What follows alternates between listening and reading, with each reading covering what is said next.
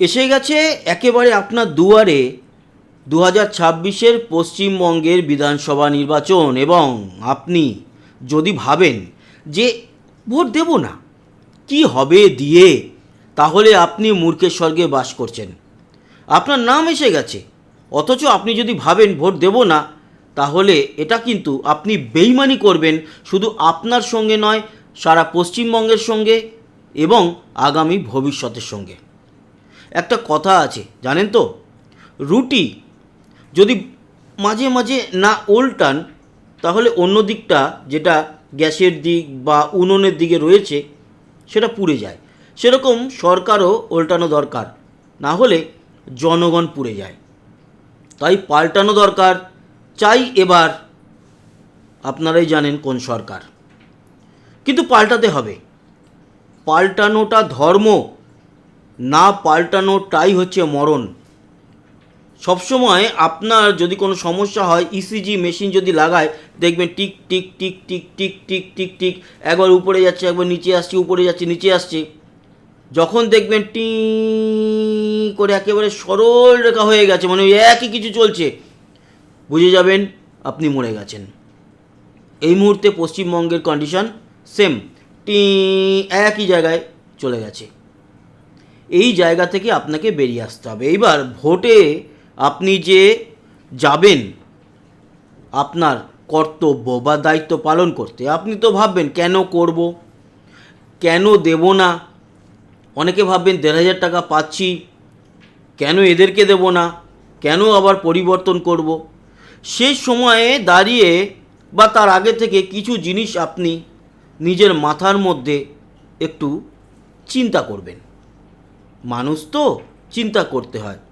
আমরা কুকুর বিড়াল নই, যদিও খুব খারাপ শুনতে লাগলেও আমার বাড়িতে আমার সারমেয় রয়েছে, আমার ক্যাট আছে, তাদের পিছনেও প্রচুর খরচা হয় এবং ভগবান সেইটা আমাকে করার মতো সামর্থ্য দিয়েছে, তার জন্য আমি গর্বিত।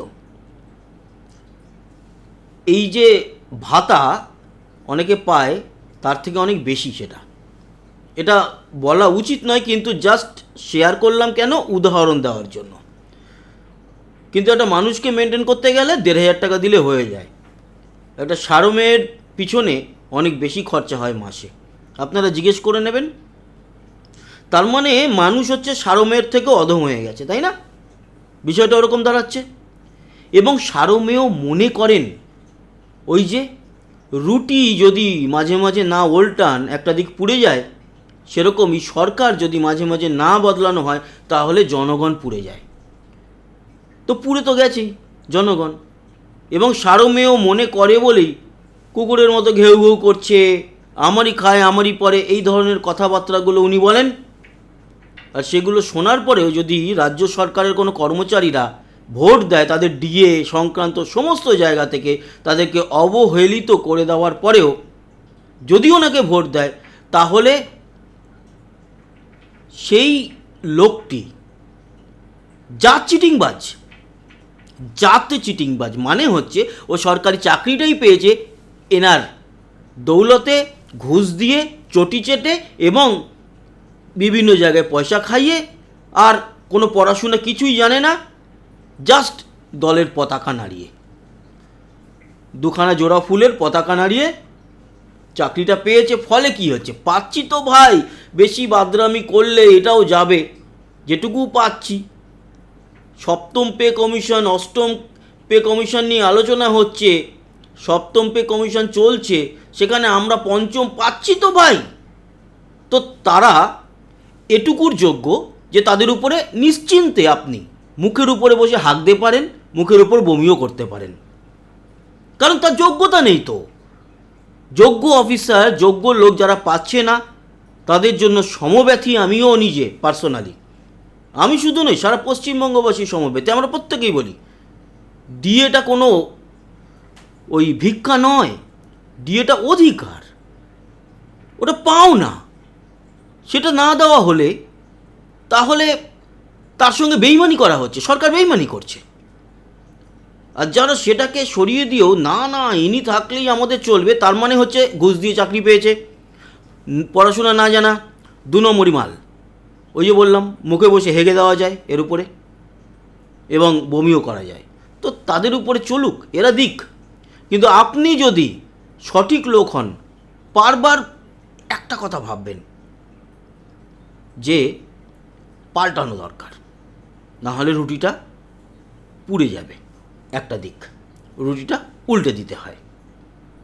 আবার আসি, যদি আপনি একজন মা বাবা হন, আর আপনার যদি একজন সন্তান থাকে, সে মেয়ে, তাহলে বড় করার যে পরিকল্পনাগুলো নিয়েছেন, তাতে আপনি যদি ভাবেন যে আপনার মেয়েকে ডাক্তার বানাবেন, তাহলেও আপনার বাঁশ।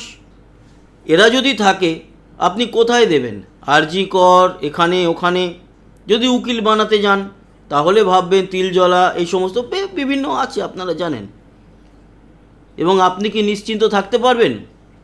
তার কারণ কখন আপনার মেয়ের ধর্ষণ হয়ে যাবে, মেয়ে মার্ডার হয়ে যাবে, আর তারপরে সেই তথ্য লোপাট করবে এই গভর্নমেন্টের যে পুলিশ আধিকারিকরা, তারা চটি চাটবে। আপনি একজন বাঙালি হিসাবে মা বাবা হয়ে একজন মেয়েকে এরকম একটা কন্ডিশনে দেখতে পারবেন তো? আজকে অভয়ের মাকে স্যালুট, উনি অনেক মনের জোর নিয়ে ওই জায়গাতে দাঁড়িয়েছেন, পানিহাটিতে। যেই দলেরই হয়ে দাঁড়াক, একটা এই সিস্টেমের বিরুদ্ধে তো দাঁড়িয়েছে, তাই পাল্টানো দরকার। চাই আপনি জানেন।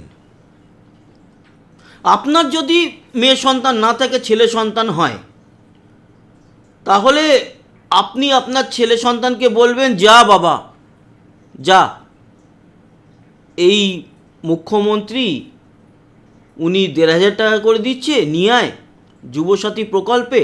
তুই তো মাধ্যমিক পাস করেছিস, উচ্চ মাধ্যমিক গ্র্যাজুয়েশন কমপ্লিট করেছিস, তোর তো চাকরি দেওয়ার ক্ষমতা নেই, তো 1,500 টাকাটা নিয়ে আয়, অন্তত ঘুগনি বিক্রি কর। মা ঘুগনি বানিয়ে দেবে, ছেলে বিক্রি করতে যাবে।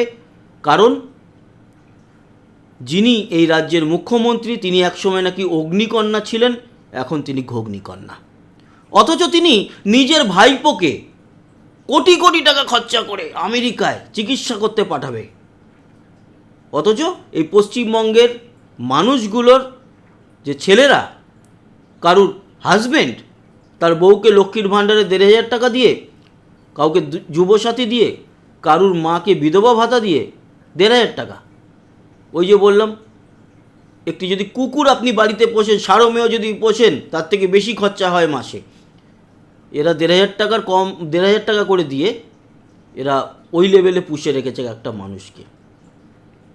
এই হচ্ছে পরিস্থিতি। তো আপনার ছেলেকে বা কেউ তার স্বামীকে এই ভাতা পেয়ে বলবে, যাও ঘুগনি নিয়ে যাও, মাথায় করে বিক্রি করে এসো। আর যারা খাবে, তারা সেই 1,500 টাকা ভাতা দিয়েই খাবে। চপ শিল্প ছিল, এখন ঘুগনি শিল্প। চাকরি, এটা আবার কি জিনিস? এই যদি চলতে থাকে, আজ থেকে 10-15 বছর বাদে ওই যে আলাদিনের আশ্চর্য প্রদীপ, আমাদের কাছে তো রূপকথার গল্প, যে ঘষলে নাকি একটা দৈত্য বার হতো, সেগুলো আমরা শুনি, হাসি মজা পাই দেখতে। আজ থেকে 10-15 বছর বাদে আমাদের আগামী ভবিষ্যতের বাচ্চারা, তাদের কাছে রূপকথার গল্প থাকবে চাকরি। চাকরি কথাটাই থাকবে রূপকথার মতো। অথচ অন্য রাজ্যগুলোতে চাকরি হচ্ছে, এরকম তো নয় যে হচ্ছে না।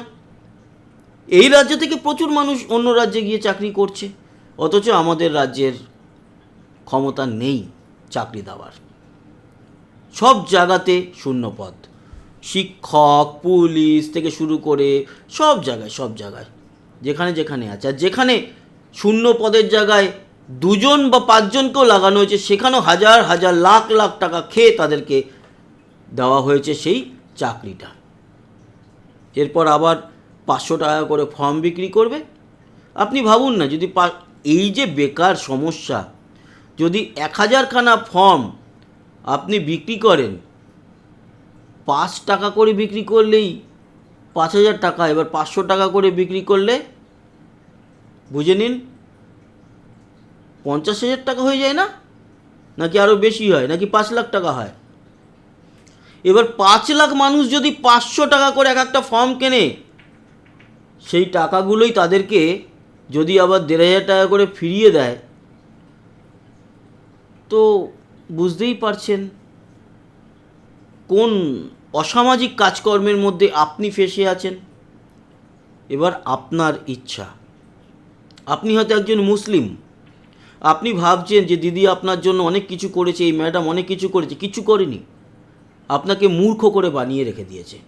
কারণ আপনি যতদিন মূর্খ থাকবেন, ওই যে সত্যজিৎ রায়ের একটা কথা ছিল না সিনেমাতে, এরা যত বেশি জানে তত কম মানে।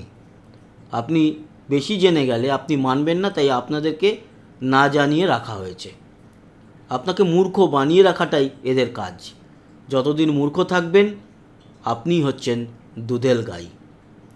দুধেল গাই থেকে ঝেড়ে বেরিয়ে আসুন, ভাবুন, ভাবা প্র্যাকটিস করুন, আর তারপর নিজেকে মেলে ধরুন।